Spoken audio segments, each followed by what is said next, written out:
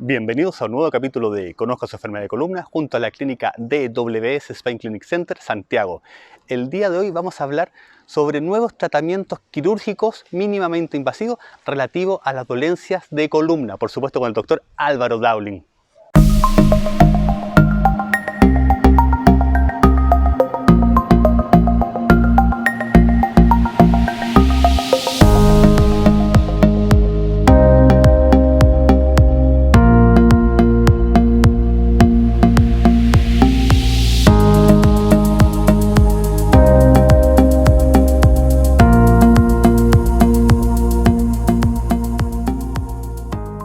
Muy buenas tardes, vamos a hacer un programa mirando un poco el futuro. DWS se caracteriza, o nos hemos caracterizado por muchos años, de ir un poco a la vanguardia en los pensamientos o en las intenciones del tratamiento de la columna. Mis profesores siempre fueron unos visionarios, partieron con cirugía, imagínense, endoscópica hace más de 40 años. 40 años, es impresionante el tiempo que ha pasado y recién ahora en el mundo se ha expandido la visión de la cirugía endoscópica en la columna. Pero no es solo eso, esto es una filosofía de los tratamientos de columna en forma más segmentaria, más precisa. Es una filosofía de diagnosticar bien la columna o ir perfeccionando el diagnóstico de la columna para poder indicar un tratamiento que, ojo, que muchas veces no debe ser ni no tiene que ser quirúrgico, porque uno no opera radiografía, sino que opera fuentes de dolor o trata fuentes de dolor. También el área psicológica es muy importante. Entonces, cuando nosotros hablamos ahora de columna, hablamos de un modelo multidisciplinario donde se basa un pilar psicológico, donde vemos cómo está la mente de ese paciente, del punto de vista dolor estamos hablando. No hay ningún dolor que no provoque en un paciente al tiempo crónico de dolor alguna patología depresiva, alguna patología ansiosa relacionada con este dolor crónico, independiente que pueda tener patologías de base. El otro pilar importante que le hemos dado mucho énfasis y le vamos a seguir dando énfasis, sus sostenedores musculares. La columna necesita estabilizadores musculares activos, por lo tanto el trabajo físico. Y el tercero es la columna propiamente tal y los tratamientos que nosotros podemos hacer a esa columna del punto de vista mínimo invasivo del segmento que está doliendo. Entonces vamos a hablar de los challengers o los desafíos que tenemos nosotros y los conceptos actuales que se están desarrollando en el mundo dentro de nuestros médicos de DWS de diferentes partes del mundo. Ya conceptualizamos esto y estamos trabajando con universidades para ir divulgando y estudiando los nuevos métodos de enfrentar una columna.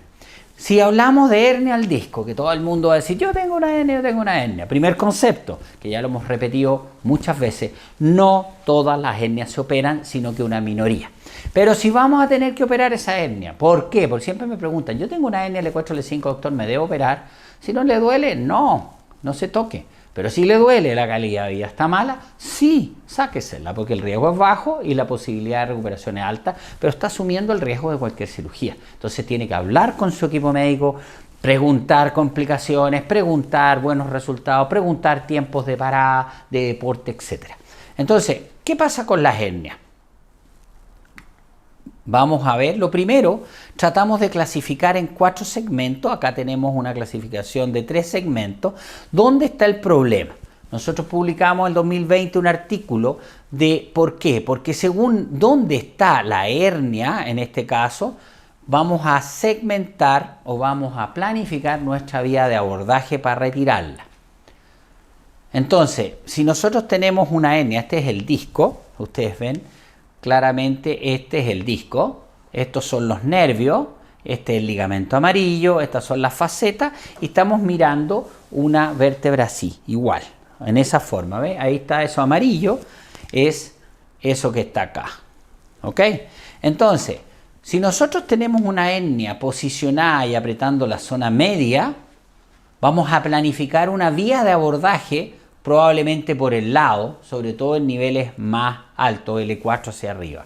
son cosas técnicas. Entonces nosotros vamos a clasificar dónde está la hernia, el porte de la hernia y ciertas características médicas para planificar la vía de abordaje.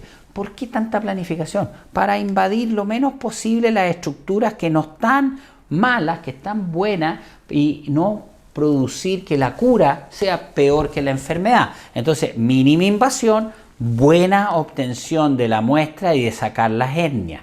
Y posteriormente van a tener obviamente un mejor resultado. Entonces, concepto moderno de hernia, clasificar cómo son las hernias, el tamaño. Nosotros usamos la clasificación de MCU de la universidad y con eso podemos planificarlo el equipo médico, cómo lo vamos a operar, si es que, por favor, si es que hay que operarlo.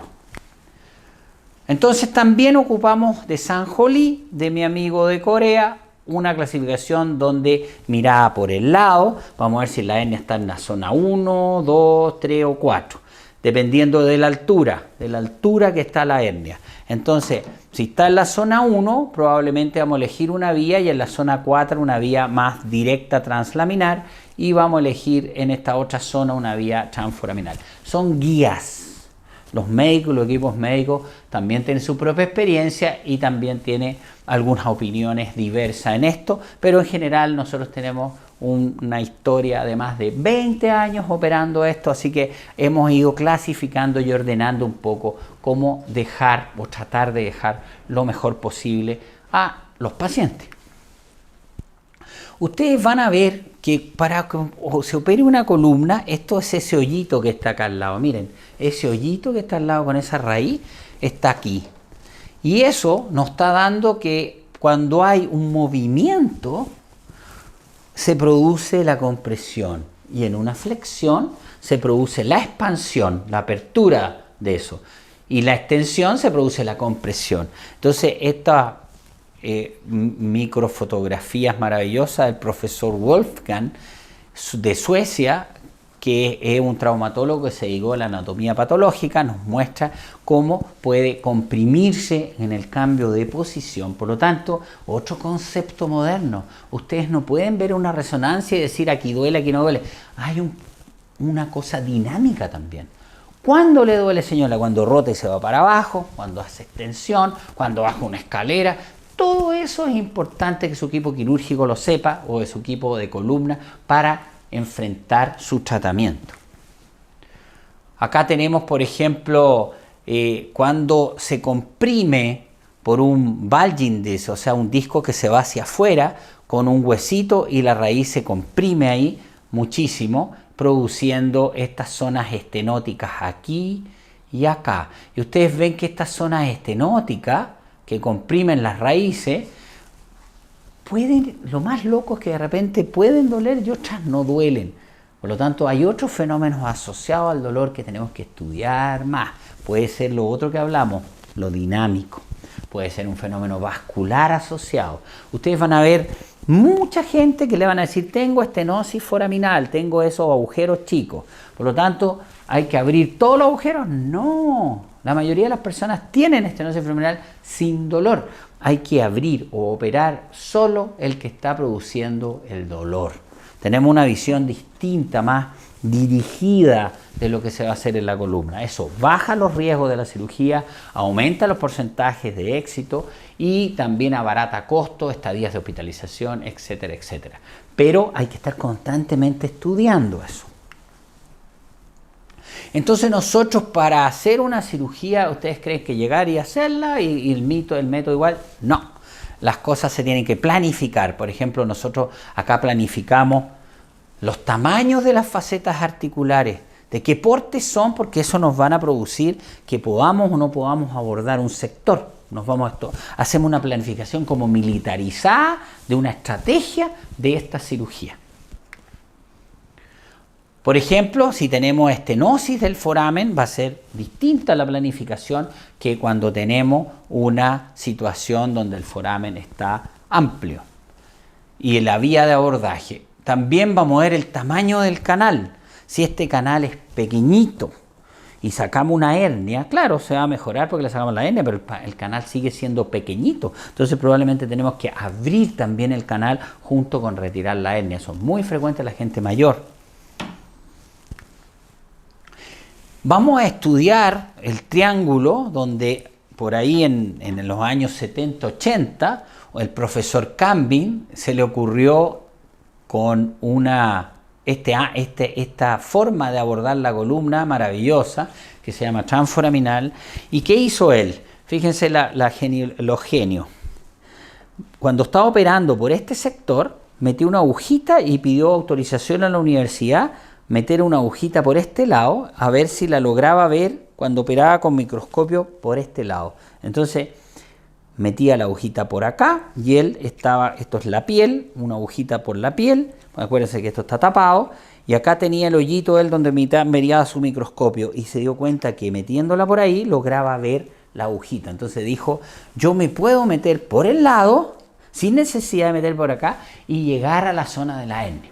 Y efectivamente así fue, y surgió en los años 80 la famosa triángulo de Campbell, donde hay una raíz, la otra raíz está tapada por estos huesitos, y este triángulo verde es lo que nos permite abordar. Y yo felicito a este ilustrador chileno que nos ha hecho todas estas ilustraciones que hemos publicado en diferentes libros en el mundo. Y aquí ven que la columna se puede abordar por muchas partes. Podemos abordarla por vía transforaminal, podemos abordarla por detrás, podemos abordarla extrema lateral o por delante por la paroscopía, por la guatita. Por ejemplo, cuando queremos poner una prótesis discal con movimiento. Y aquí ustedes dan esto mismo en la resonancia. Acá lo ven en un monito. Ahí está el disco, ahí están los nervios y ven los diferentes tipos de abordaje que ustedes pueden tener. Así operamos nosotros, por ejemplo, todos los días. Tenemos unos pabellones especiales, lo ideal es que sean con rack hacia el cielo. Acá tenemos el rack volador, cosa que podemos limpiar rápidamente los pabellones, los rayos que están aquí y una mesa especializada para hacer la cirugía más rápida. Este tipo de pabellón son pabellones inteligentes, donde podemos programar para que el doctor Pérez, González, Soto, Smith haga su cirugía como le gusta, con su brillo, con sus colores, todo preprogramado.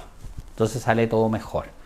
Y la forma y los tipos de pinza, acá tienen algunos, porque son muchos tipos de pinza. Si vamos a hacer cirugía cervical, son una caja o dos cajas. Si vamos a hacer lumbar, por una vía u otra. Y ese es el único problema de esta cirugía, que necesita mucha inversión en equipamiento para... Y en el fondo el objetivo es tratar de que el paciente tenga lo menos daño posible tejido. Acá tienen las cánulas o las cosas que uno trabaja, las herramientas que mete al cuerpo mirando por televisión. Y aquí tenemos, por ejemplo, cómo nosotros marcamos a los pacientes antes de la cirugía, por rayo. Ahí tienen cómo planificamos, lo que habíamos hablado. Y aquí tienen los abordajes en anatomía patológica. Ahí están las raíces nerviosas. Aquí hay una raíz y podemos abordar por este círculo o podemos abordar por acá. Aquí ustedes ven una descompresión y acá ven un abordaje por el lado donde también llega a ese sector igual que el otro. Aquí ustedes ven un dorsal approach, que es un abordaje translaminar, y este un transforaminal. Y este es una cortesía de Satish Gore, que es unas maravillas de foto también diferenciando los dos tipos de abordaje que nosotros usamos endoscópico. Acá tenemos, por ejemplo, vamos a elegir la vía interlaminar endoscópica y se fijan que hay una planificación previa, dice para el paciente mejor hacerla interlaminar, y vamos a ver, planificar en rayos cómo vamos a abordar las facetas, dónde vamos a poner nuestras cosas, y vamos a empezar la cirugía.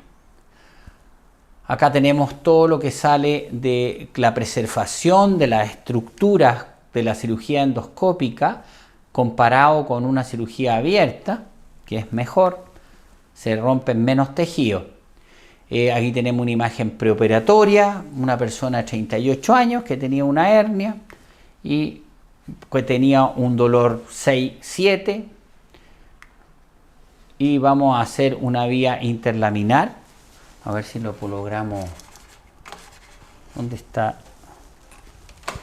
Ahí sí. vamos a echar a andar la película. Y ustedes ven cómo hacemos el approach. Nos ponemos con una agujita ahí. Ahí tenemos el dilatador. Ahí estamos metiendo y ahí está la dura madre y llegamos al disco rápidamente. La rapidez de entrada es muy muy rápida. Esta vía fue una vía axilar. Llegamos al disco que está acá. Estamos sacando parte con esa radiofrecuencia, abriendo el disco y separando las estructuras nerviosas. Y ya estamos adentro del disco. Acá está la dura madre, esa es la dura madre, que se visualiza perfecto, y con eso la estamos separando. Y con una pinza vamos a sacar a los pocos minutos de la cirugía la hernia. Ahí ven cómo sale tremendo pedazo de hernia, que en realidad salieron varios pedacitos. Este es el pedacito principal, y vean ustedes cómo rápidamente, solo al retirar la hernia, cae las estructuras que están arriba, que son la dura madre, que es ese tubo amarillo que estaba apretado y produciendo el dolor y que tenía el paciente chueco con una escoliosis antiálgica, y cae, y ahí sale otro pedazo gigante y se va a liberar la raíz nerviosa. Ustedes ahí logran, de a poquito van viendo cómo el latido se va recuperando. Y vamos a adelantar un poquito. Ahí estamos haciendo temperatura y miren ahí cómo se recuperó el latido de la dura madre, maravilloso. La hernia ya no está, se retiran y cómo se cierra, los músculos todos perfectos, no hay ningún problema con los músculos, no hay que romper músculos para entrar como en las cirugías antiguas. Ese es lo que está pasando en el mundo ahora para retirar. Ahí tienen los fragmentos, tienen bastantes fragmentos grandotes. Acá tenemos otro caso que también 32 años, gente joven que tiene hernia, pero está imagínense, 3 años con problemas. Ahí tienen el problema, que fundamentalmente es una estenosis, como la clasificamos del receso y del foramen. Y acá tiene cómo vamos a planificar la cirugía. Y ahí tienen otra vía, ahora nos vamos a meter por el lado y comenzamos a, vamos a adelantarnos un poquito, a hacer esta cirugía. También ahí retirando hernia. Esta está mirada por el lado. Ahí estamos llegando y limpiando con un motor. Ustedes se dan cuenta ahí, el motor empieza a limpiar para descomprimir esa raíz que estaba con problemas. Empieza a liberar. Vamos a adelantar un poquito. Ahí ya está mucho más liberado.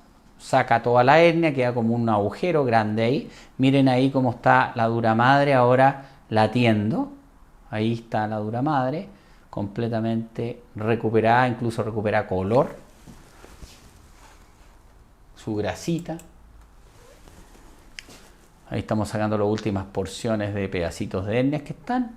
Y la dura madre empieza a recuperar su coloración y se descomprime muy, muy bien. Ahí está, ahí se ve mejor ese paciente, y ahí estaba la hernia abajito.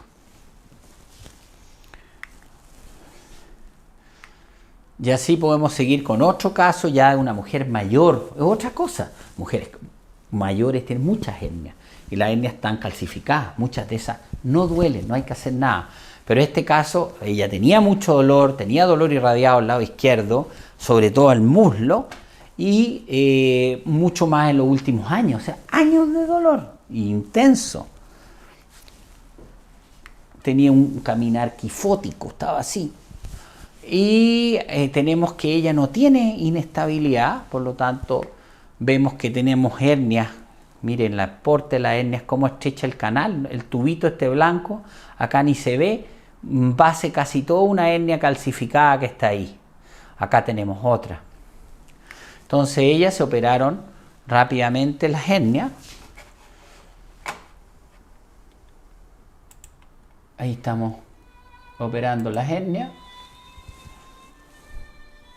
Con música y todo. Entonces, ahí abrimos primero porque ella tiene una compresión, es gente de edad, hay que descomprimir primero con esos motores, después sacar las hernias. Ustedes pueden ver acá, vamos a adelantar un poquito, miren los fragmentos de la hernia 4-5, ahí como sale, tremendo fragmento herniario en esa zona, mira, y ahí descomprimió todo, igual que el otro. Y ahora una radiografía que sabemos que llegamos hasta la línea media, recuperación de los latidos, fueron 30 minutos y seguimos con la hernia 3-4, que está ahí, ¿ves? Y lo mismo y sacamos la otra hernia. Esta cirugía tiene la versatilidad de que por pequeñas incisiones tú puedes sacar 2, 3 hernias rápidamente, 30 minutos, 20 minutos por hernia, y podemos solucionar los problemas multiespacio que tiene la gente mayor. Y ahora estamos trabajando en un proyecto, ojalá que nos resulte, donde operamos 2 o 3 equipos quirúrgicos, diferentes hernias, de diferentes lados para descomprimir zonas en un solo evento. Nos va a costar, no va a ser para el próximo mes, probablemente unos par de años, para planificar todo lo que es equipamiento, rayos y todo, pero estamos trabajando en eso porque el futuro de las personas mayores es descomprimir forámenes. Eso es lo que creemos nosotros. Entonces ahí estamos sacando la hernia de arriba, también una hernia calcificada, diferente, una persona joven, todo pegadito por la edad. Entonces hay que no solo descomprimir, sino que también, miren el fragmento inmenso. Entonces, no solo descomprimir, sino que también hacer que se despeguen estas estructuras que están pegoteadas ahí. La señora que quedó muy contenta, la vamos a colocar acá caminando. En general, ella está caminando al final. Esto al otro día postoperatorio. Y vamos a mostrar cómo ella está caminando ya. Ya estaba derechita, ya estaba todo inclinada. Siempre.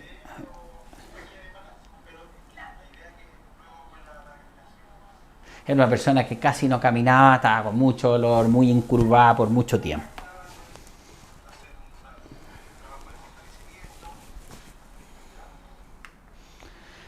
Entonces hay nuevos avances en la columna y todo esto, por ejemplo, nos llevaron hace unos años atrás, que también fue publicado este año, a hacer fusiones sin necesidad de colocar la instrumentación.